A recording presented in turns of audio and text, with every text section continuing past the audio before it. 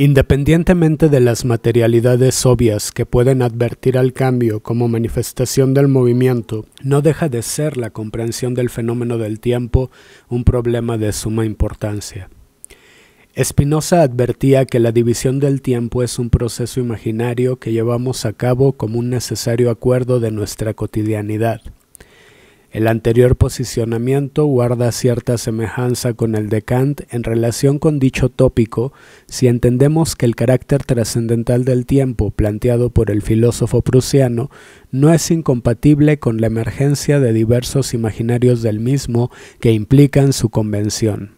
Tal semejanza en la comprensión del fenómeno del tiempo no implica que este último se reduzca a su convención, solo advierte la artificialidad a la que puede tender nuestra relación con él y con ello la posible poetización del mismo, su habitación manifiesta en nuestra capacidad constitutiva de generar densidades ontológicas estructurantes que constituyen nuestras habitaciones del mundo en tanto que relación espacio-temporal. Hay personas que trabajan y viven de noche y duermen de día. Hay gente que entra a trabajar en la tarde y que duerme por las mañanas. En mi caso, escribo estas líneas a las 2:25 de la mañana de un jueves. ¿Cuál será el tiempo de la satisfacción, la diversión, el juego y el placer? ¿Valdrá la pena contestar la pregunta si ello puede inhibir el acto libertario de aprovechar la oportunidad de su indeterminación?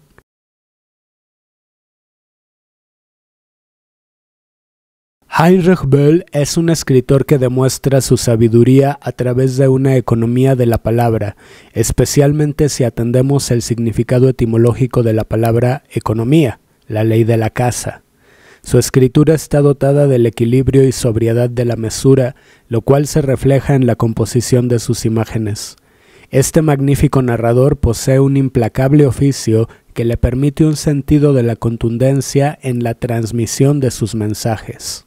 Todo lo anterior son cualidades de uno de los cuentos de tan importante escritor que, por más obra menor que se le quiera considerar, así de grande es la literatura de Heinrich Böll, se trata de un ejemplo del magnífico fruto de la humildad capaz de lograr al cosmos en una nuez, el resultado de una narrativa muy bien cuidada, pulcra, transparente y luminosa. Estas últimas, cualidades del paisaje que se proyecta en los espacios de dicho mundo. El escritor logra la precisa musicalidad de la palabra cotidiana cuando está comprometida con la claridad de un pensamiento sublime. Fenómeno sumamente extraordinario que recuerda cuando Nietzsche criticaba a ciertos espíritus que oscurecen sus aguas para hacerlas parecer más profundas.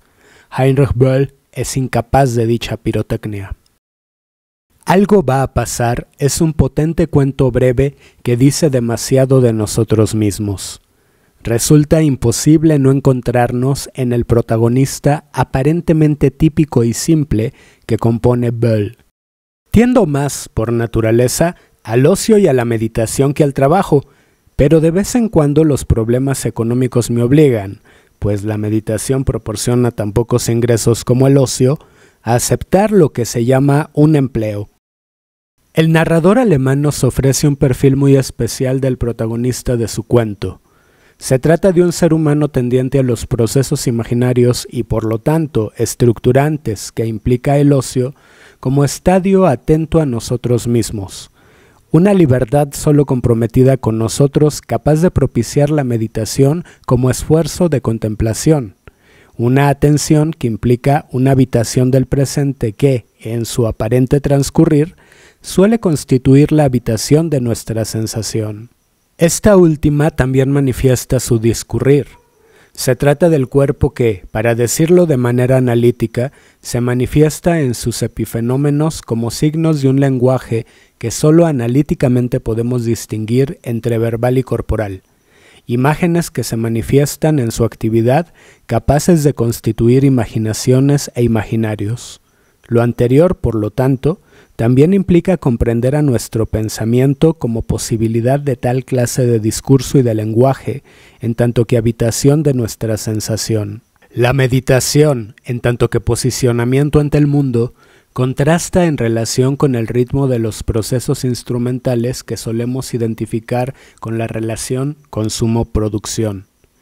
Esta última suele estar comprometida con el futuro más que con el porvenir. Como más de una persona lo ha señalado, desde hace tiempo dicha relación ha incardinado la derrota del progreso. Sin embargo, creo que en ello no ha radicado la verdadera problematicidad de temas como la producción y el consumo, sino en la advertible pretensión del cierre de sentido que ha implicado como condicionante de la satisfacción de las necesidades vitales básicas a las que podemos acabar constreñidos, al grado de la reducción a las mismas de nuestros procesos vitales. Estos dejan de ser procesos constitutivos para acabar siendo procesos de consumo y producción. Es advertible cómo estamos ante un personaje cuya singularidad revela una oposición a la lógica de la identidad comprometida en designar al sujeto de una ciudad como un consumidor por ser capaz de producción.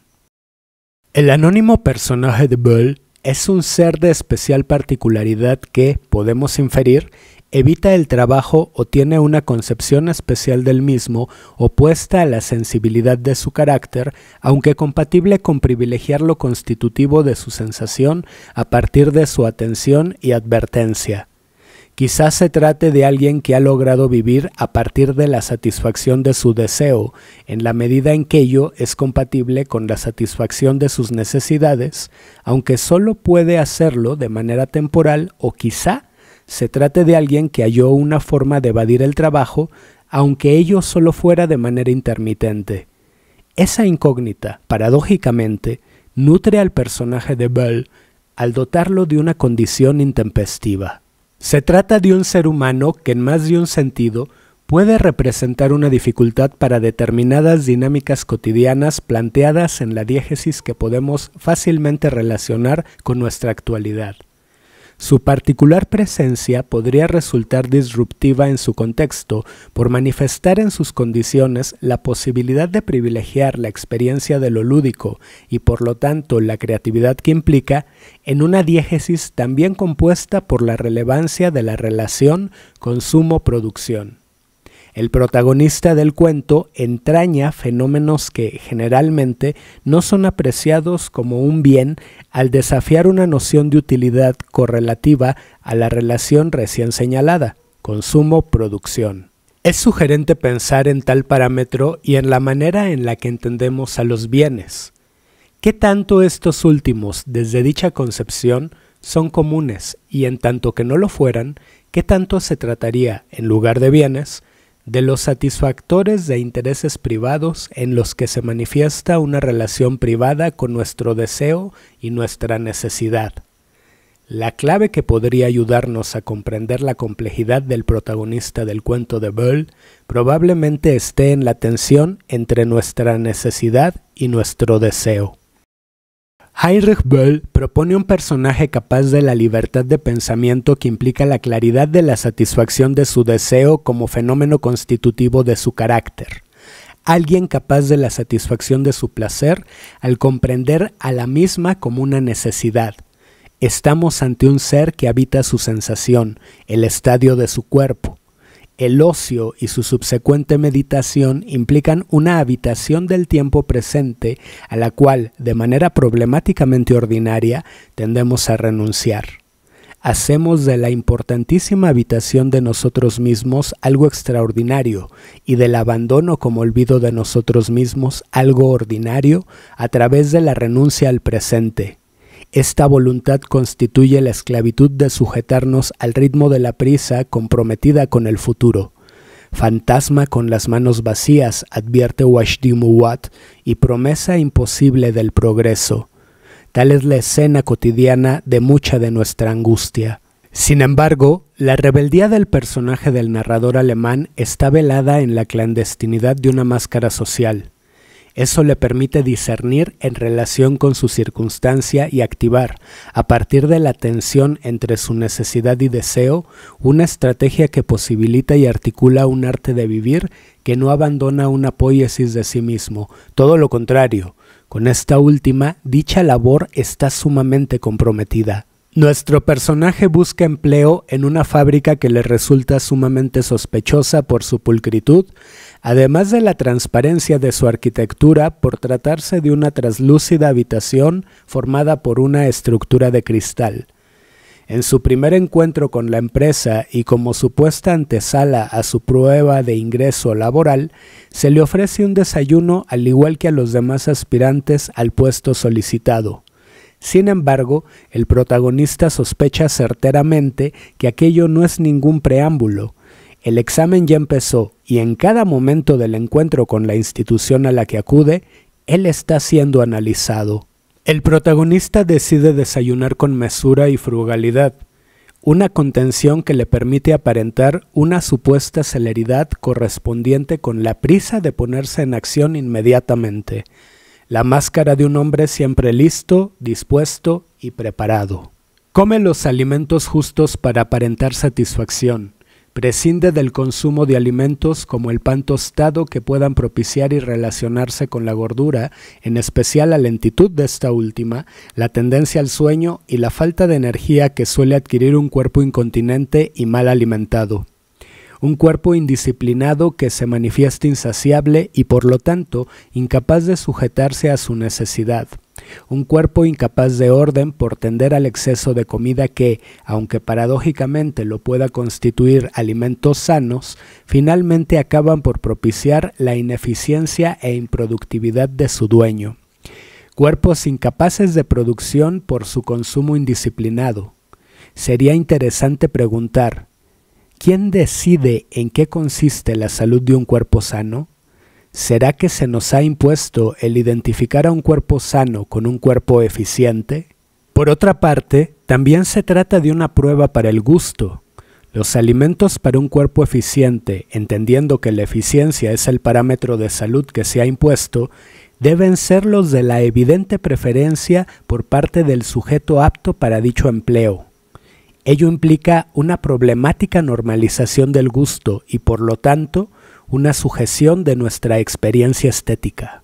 El protagonista es el primero en acabar los alimentos y el primero en acceder a la sala de pruebas donde será evaluado a través de un cuestionario escrito. Demuestra ser un cuerpo listo, dispuesto y preparado, realmente interesado en el puesto de trabajo y dotado con la energía y fortaleza suficientes para cumplir con sus compromisos puntualmente y de manera eficiente. Ello le permite también demostrar que su máscara social incluye la iniciativa y la búsqueda de ventaja como manifestaciones de orden y prolijidad. Estaba tan seguro de ser observado que me comporté como lo hace un hombre de acción cuando cree que no lo observa nadie. Saqué impacientemente la pluma del bolsillo, la destapé, me senté a la mesa más próxima y atraje hacia mí el cuestionario como lo hacen las personas coléricas con las cuentas de los mesones. Antes de obtener el empleo, nuestro personaje ya ha comenzado a trabajar. Vale la pena atender las preguntas del cuestionario que se le hacen al personaje, no solo porque Böll pone particular empeño en dicho momento de la composición de su cuento, sino también por lo interesante del posicionamiento ante las mismas del personaje a través de sus respuestas. Primera pregunta. ¿Le parece bien que las personas solo tengan 2 brazos, 2 piernas, ojos y oídos? No deja de antojarse esta pregunta, más que capciosa o psicométrica, sumamente absurda en un sentido llano del adjetivo. Se cuestionan condiciones más allá de la voluntad de un cuerpo que, a su vez, plantean una disposición y captura del organismo en cuestión. La pregunta nos remite a las funciones del cuerpo, sus partes y, por lo tanto, a las dinámicas que las mismas constituyen. Ante esta pregunta resulta revelador el posicionamiento del personaje de Böll. Ni siquiera 4 brazos, piernas y oídos bastarían a mi actividad. La dotación en este aspecto del hombre es mezquina. Nuestro personaje se pone la máscara social de un hombre dispuesto a un nivel de eficiencia superior a la de su cuerpo y tendiente a la mecanicidad. Un cuerpo capaz de transformarse en una máquina a través de la dinámica laboral impuesta con las potencias suficientes para tal metamorfosis. Por cierto, hablando de esta última, es claro lo kafkiano del planteamiento de Böll. cualidad que no me parece una coincidencia en su caso. Justo parecería que Böll estaba pensando en las varias patas de una cucaracha que resultarían del peligro de convertirse en una. Segunda pregunta. ¿Cuántos teléfonos puede usted usar al mismo tiempo? Resulta sumamente advertible la disposición a la explotación que implica la pregunta anterior. Se trata de una pregunta por la disposición del aspirante a condiciones extraordinarias, más allá de las posibilidades cotidianas y ordinarias de los cuerpos y las herramientas que puedan entrar en contacto y relación con él, haciendo de la herramienta una prótesis en tanto que extensión del cuerpo convertido en herramienta. Se trata de una instrumentalización que desafía las condiciones naturales de una anatomía y desafían de manera abusiva la importantísima capacidad de artificio del cuerpo humano. Sin embargo, el personaje está dispuesto a constituir una máscara de sujeción para obtener un empleo que le permita satisfacer sus necesidades y con ello también poder atender su deseo. Cuando solo tengo 7 teléfonos, me impaciento. Únicamente con 9 me siento satisfecho. El personaje relaciona el placer con la explotación. Da cuenta de una importante disposición al consumo de sí mismo que, además, vincula con su satisfacción. Nuestro personaje se evidencia como un cuerpo no solo sujetable, sino sometible que, además, es capaz de mantener la contención de su disciplinamiento en momentos de suma tensión y constante presión. Esto último también puede ser un cuerpo deshabitado, un cuerpo capaz de abandonarse ante determinadas circunstancias. Tercera pregunta. ¿Qué hace usted en sus días de asueto? Esta pregunta parece tratar de detectar la tendencia al ocio y a la pereza del aspirante con el fin de advertir qué tan disciplinado y contenido es dicho cuerpo al grado de ser un eficiente administrador de su tiempo, capaz de sujetarse al mismo y ser productivo en tanto que consume su tiempo con dicho fin. No conozco la palabra asueto. Después de cumplir los 15 años, la borré de mi vocabulario, pues al principio fue la acción. Esta última respuesta, cuya afirmación final es una clara referencia al inicio del Fausto de Goethe y a su abandonado protagonista, consumido por la avidez de su ambición de erudición y el olvido de sí mismo, que es el olvido del amor, consuma la máscara social. Un cuerpo lo suficientemente abandonado, dócil y sujetable que es capaz de renunciar a la necesidad de su descanso y por lo tanto será sometido al cumplimiento de las expectativas de la producción de la fábrica que lo consumirá. Con total estrategia y desde la soberanía de su libertad, el personaje de Böll ha generado la integración de una máscara social, un trabajador alienado, entendido como una máquina eficiente y productiva, dispuesta a su consumo por parte de la institución y por lo tanto totalmente desechable y sustituible en la medida en que lo deje de ser. En cambio, desde la honestidad de quien habita su sensación, el protagonista del cuento es una máquina de guerra capaz de la libertad soberana de permitir su captura para satisfacer su deseo y no depender de su necesidad. Un cuerpo vivo comprometido con la satisfacción de su placer y por lo tanto con la habitación de su sensación. Obtuve el puesto. Realmente ni siquiera los 9 teléfonos me resultaban suficientes. Gritaba por el micrófono, «Actúe usted inmediatamente» o «Haga usted algo». Tiene que pasar algo. Ha pasado algo. Debería pasar algo. Pero lo que más empleaba era la forma imperativa, pues parecía que le iba mejor al ambiente.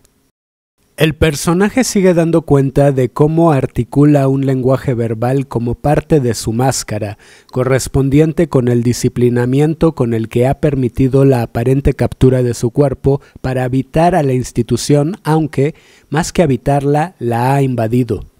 La conciencia que implica la claridad de su estrategia le permite preservar la propiedad de su pensamiento, entendido como habitación de su sensación, para seguir articulando su estadio de la convención social sin comprometer su sensación.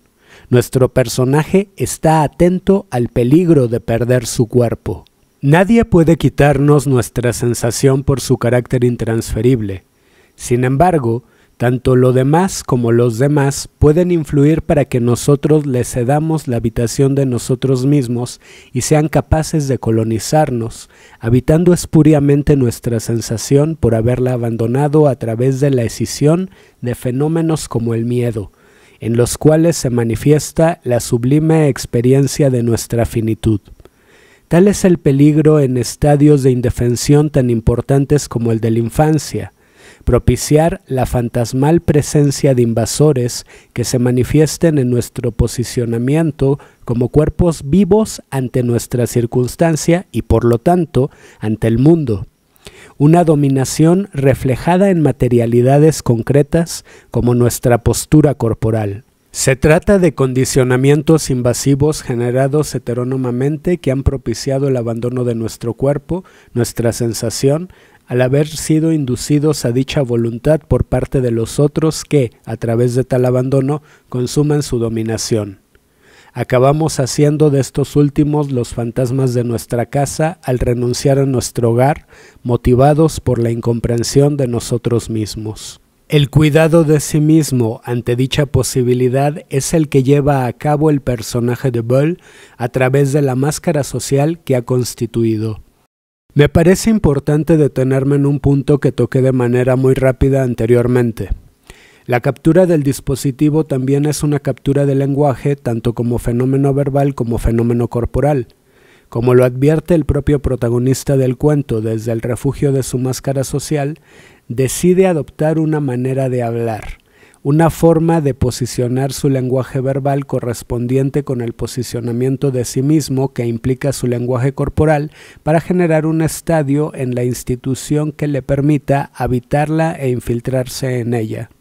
Dicha máscara sería la de un cuerpo capturado que, por lo tanto, también habría sido condicionado heterónomamente para enunciar y hablar de su experiencia, su sensación, de determinada manera que establezca una relación específica con las materialidades concretas comprometidas con la eficiencia, consumo y producción de la institución entendida como dispositivo.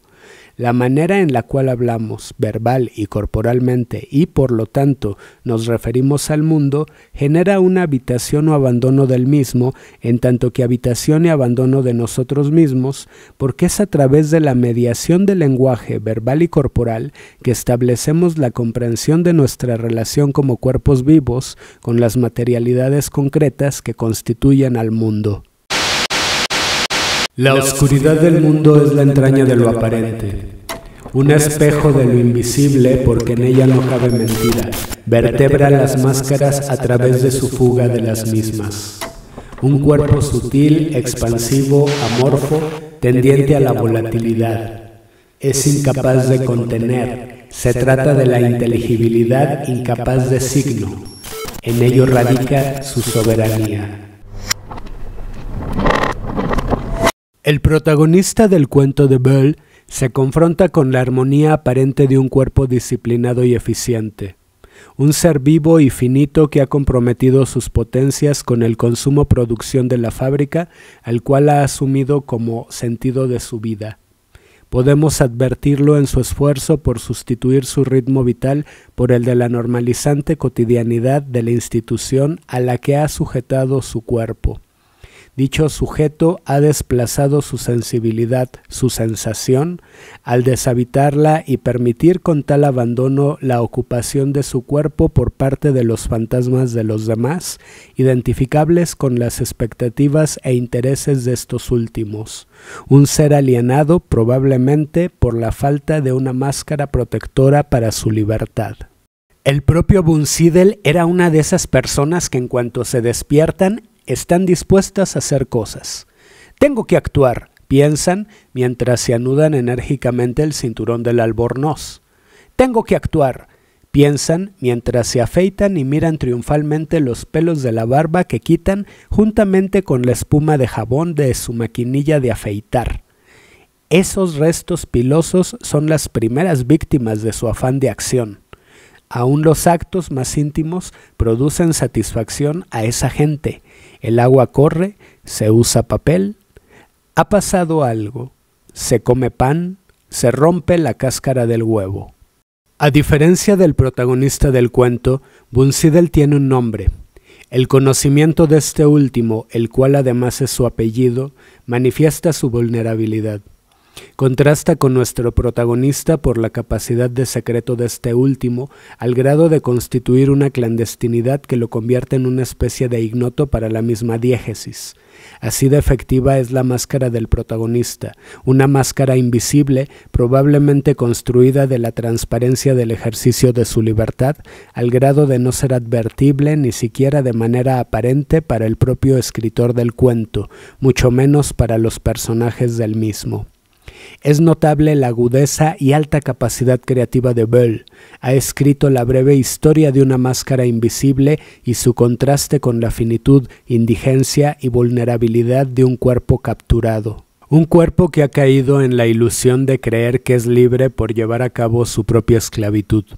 Un ser determinado por su acción como ejercicio de su libertad, lo cual se manifiesta en la constancia de su avidez, que no deja de antojarse convulsión generada por la inhibición que implica la contención de un disciplinamiento. Se trata de un ser humano que con la desnudez de su nombre ha sujetado sus potencias vitales al dispositivo. Hay quien diría que dicho personaje vende su alma al consumo de la producción.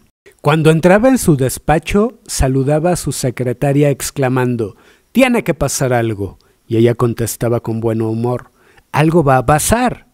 Después iba Wunsiedel de sección en sección lanzando su alegre «Algo va a pasar», y yo también exclamaba gozosamente cuando entraba en mi oficina: «Algo va a pasar».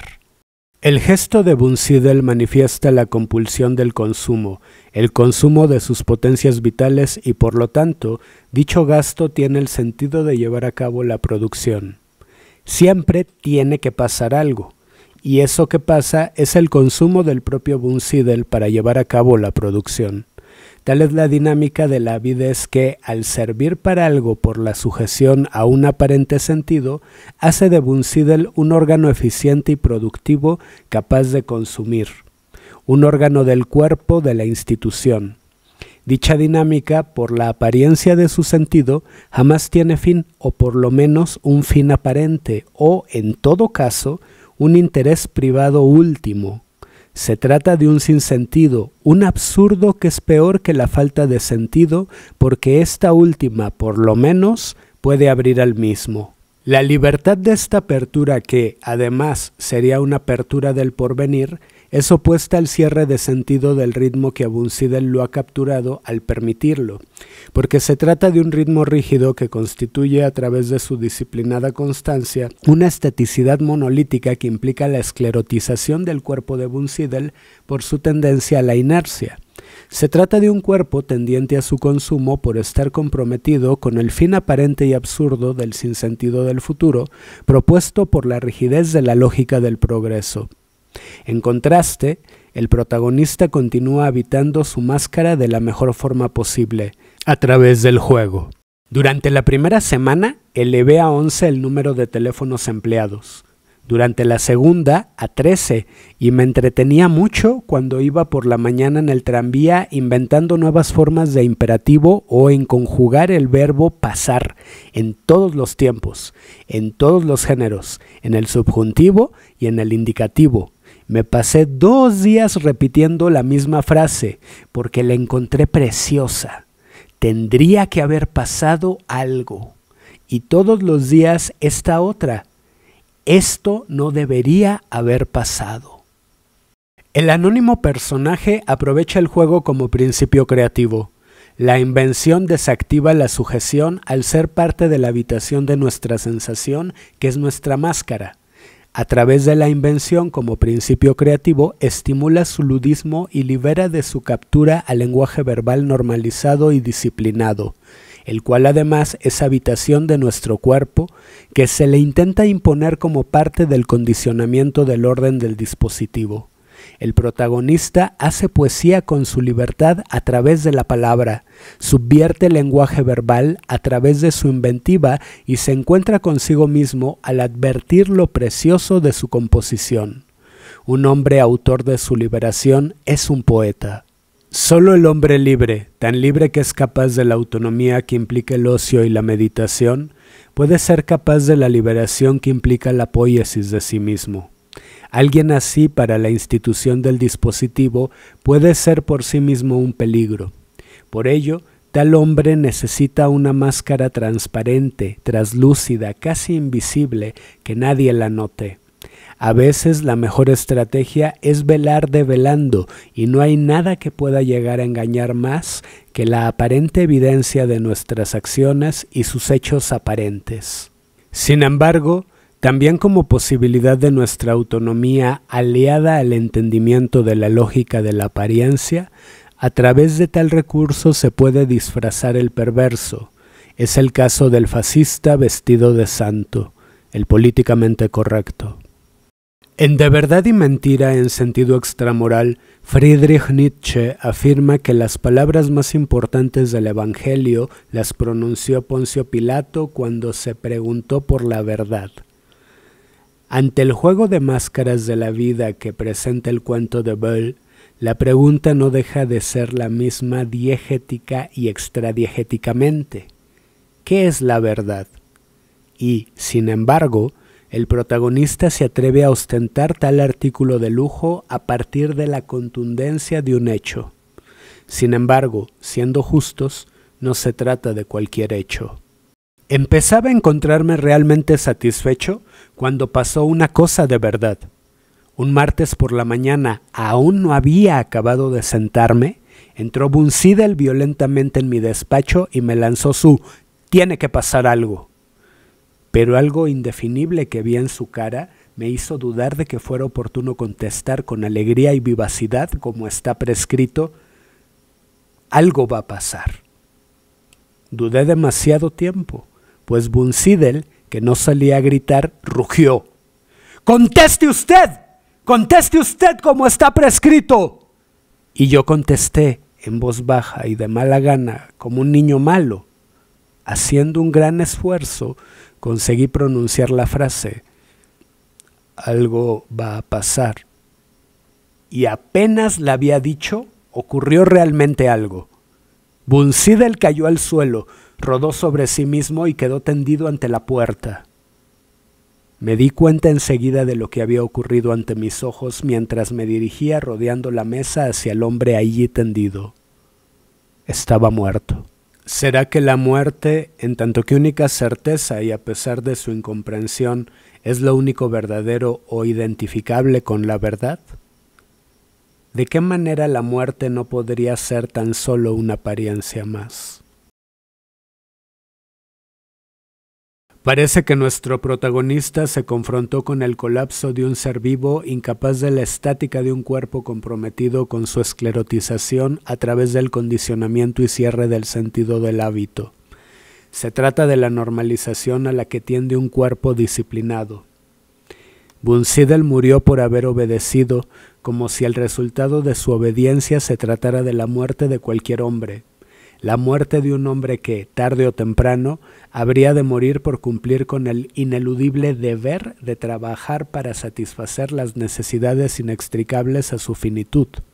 Sin embargo, a pesar de que la muerte sería una aparente evidencia del anterior posicionamiento, ¿no estaría este último también comprometido con las apariencias de nuestras vidas, la lógica de las mismas y por lo tanto con nuestras máscaras? ¿Hasta qué punto la aparente verdad de una máscara constituye una densidad ontológica que nos permite sobrevivir y hasta qué punto nos constriñe para convertirse en una cárcel, una prisión de nuestra sensación? Nuestro personaje no se abandona. Habita la inconmensurabilidad de su cuerpo vivo como fenómeno de la naturaleza manifiesto en su sensación. Cuidadosamente volví a Bunsidel de espaldas. Le cerré los ojos y me quedé mirándolo pensativamente. Casi sentí ternura por él y por primera vez me di cuenta de que no le había odiado nunca. En su cara había algo que tienen los niños cuando se niegan tercamente a dejar de creer en Papá Noel, aunque los argumentos de sus compañeros suenen tan convincentes.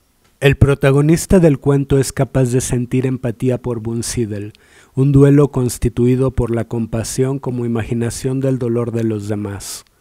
Es capaz de habitarse al habitar su sensación, lo cual se manifiesta en el discurso de su lenguaje corporal. Busca paz para sí mismo en el acto de homenajear la vida consumida de Wunsiedel al ponerlo de espaldas, cerrarle los ojos y pensar en él. En esto último se constituye la habitación de nosotros mismos, que puede ser el duelo como experiencia sublime de nuestra propia finitud. Nuestro personaje se habita a través de la sensación de su duelo como habitación de su cuerpo. El duelo no es un habitante de nuestro cuerpo, mucho menos un huésped o un invasor, porque surge en nosotros, aunque parezca causado por una influencia externa. Esta última idea inadecuada radica en la confusión de creer que lo que sentimos es independiente de nosotros y responsabilidad de los demás. Podemos hacernos responsables de lo que sentimos porque nos es constitutivo. Se trata de nuestra sensación y ésta, en cierto nivel de la posibilidad de nuestra conciencia, nos pertenece. Negar lo anterior implica una abstracción de nuestros fenómenos sensibles, una negación de las posibilidades de las potencias del cuerpo, a pesar de lo intransferible de la pasión de fenómenos como el duelo, sin mencionar la diversidad de posibilidades de nuestra sensibilidad, de la cual son capaces las potencias inconmensurables de nuestro cuerpo.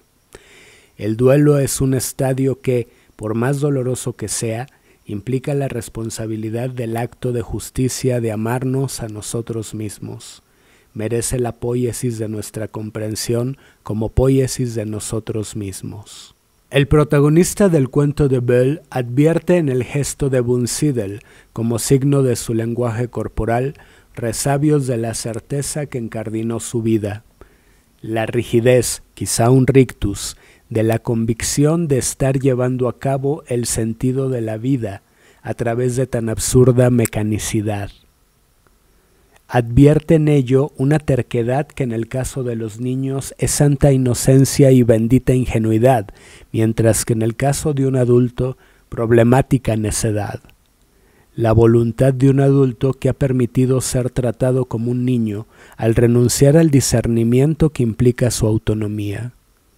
Quizá, si no hubiese renunciado a esta última, Wunsiedel se habría salvado a través del cuidado de sí mismo. Ante la conmoción de tan solo pensarlo, acontece la lógica de la ternura en nuestro personaje. Se manifiesta en la compasión y empatía de este último, en contra de la lógica del consumo-producción que mató a su compañero. Esta última, además, invisibilizó la humanidad de Wunsiedel al grado de que el protagonista del cuento apenas advierte que jamás lo odió. Un hombre derrotado por la heteronomía que suscitó al abandonarse y olvidarse de sí mismo. Volvió a pasar algo y nuestro personaje lo subraya por tratarse de algo extraordinario, en tanto que no necesariamente corresponde con la normalizante cotidianidad de la institución. Un acto disruptivo, potencialmente subversivo, en tanto que puede dar pie al proceso creativo de la invención. Una posibilidad de la poesía por su potencial poético. En este caso, un evento que invitó a la poiesis, que es la reinvención de nosotros mismos. Pasó algo. Wunsiedel fue enterrado y yo fui designado para ir con una corona de rosas artificiales detrás de su féretro, pues estoy dotado no solo de una tendencia al ocio y a la meditación, sino también de un tipo y una cara que van muy bien con los trajes negros. Debí de hacer, andando tras el féretro de Wunsiedel con la corona de rosas artificiales en la mano, un efecto estupendo. Una elegante compañía de pompas fúnebres me propuso que formara parte de ella. «Usted es un funerario nato», me dijo el director de la compañía. «El vestuario corre de nuestra cuenta. Su cara es definitivamente magnífica». Si bien el protagonista de Bell había logrado infiltrarse en la institución como fenómeno del dispositivo, aunque siempre será problemático distinguir al dispositivo de sus fenómenos e instituciones, a partir de la aparente casualidad de la muerte de Wunsiedel sucede el aparentemente fortuito acontecimiento y aparente serendipia del encuentro de dicho personaje con su vocación. Habría que pensar que, probablemente, una vocación sea tanto el hallazgo como el encuentro consigo mismo. ¿Puede ser realmente lejana tal posibilidad si nos habitamos al habitar nuestra sensación? Después de una amable renuncia al puesto que tenía en la fábrica, argumentando que sus capacidades y talentos se estaban desperdiciando y quedando insatisfechos, lo cual es claro en más de un sentido aparente, el protagonista continúa con su trayecto vital en una especie de renuncia a la posibilidad del sedentarismo y una afirmación de la posibilidad libertaria del nomadismo como movimiento de un cuerpo vivo. En cuanto presté mi primer servicio como funerario, lo supe. Esto es lo tuyo, este es el puesto que te estaba destinado. Más allá del deber supuesto del trabajo, especialmente cuando el trabajo es constitutivo de nuestro placer y por lo tanto de nosotros mismos, el personaje cultiva dicha satisfacción a través de lo lúdico que en sí mismo es el placer como sensación y habitación de nosotros mismos. Se trata de un juego. El protagonista ha hecho de su trabajo un juego de su placer. Algunas veces voy detrás de entierros con los cuales no tengo ninguna obligación. Compro de mi dinero un ramo de flores y me uno al empleado de la beneficencia que va tras el féretro de algún desterrado. De cuando en cuando visito también la tumba de Wunsiedel, pues en definitiva debo a él el haber hallado mi verdadera profesión para la cual es conveniente la meditación y una obligación, el ocio. Bastante tiempo después, me di cuenta de que nunca me interesé por el artículo que se producía en la fábrica de Wunsiedel. Debía de tratarse de jabón. Se trata de una actividad que implica la movilidad del cuerpo, la posibilidad de caminar como imagen de la vida de un cuerpo vivo y potencia del mismo, en contra de la estaticidad del sedentarismo de un espacio constreñido y cerrado, lo cual se opone a la posibilidad del paisaje como vista al aire libre del horizonte. El agradecimiento que manifiesta el protagonista a su compañero muerto es un homenaje tanto a su vida como a la vida. A pesar de la desgracia, tal evento le permitió encontrar su vocación, un trabajo correspondiente a su carácter lúdico y por lo tanto poético y subversivo, al ser cualidades a las que tiende el ocio y la meditación.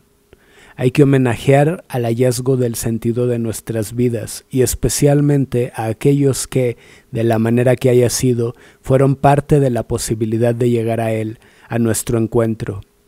Habría que evocarnos a la satisfacción de nuestras cualidades en lugar de comprometernos con la insatisfacción del consumo-producción. Hay un referente aparentemente velado propuesto por Bell de manera sumamente importante y sugerente.